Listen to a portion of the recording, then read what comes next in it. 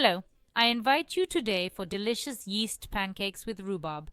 They're easy to prepare and delicious. You'll find the exact amount of ingredients in the description below the video. I'll take you through the recipe now. Pour 1½ cups of lukewarm milk, 30 grams of fresh yeast, 2 tablespoons of sugar, a pinch of salt, 2 eggs, and 25 grams of melted and cooled butter into a bowl. Mix everything together with a whisk so that the yeast dissolves. Then immediately sift 2½ cups of plain flour. I use 250 milliliter cups.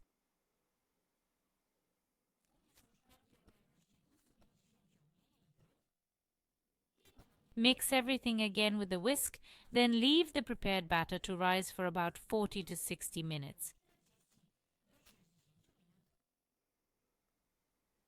In the meantime, cut the rhubarb into small cubes, about 250 to 300 g of rhubarb. Add a tablespoon of sugar and mix everything. If the rhubarb releases juice, pour it off, preferably through a sieve. Don't add this juice to the dough so that later the mixture isn't too thin. Add the chopped rhubarb to the risen dough and simply mix everything.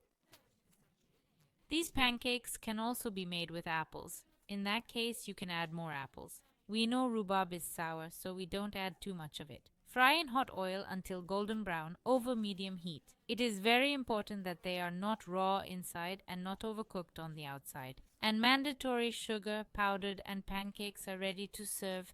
Delicious and easy to prepare. I recommend it.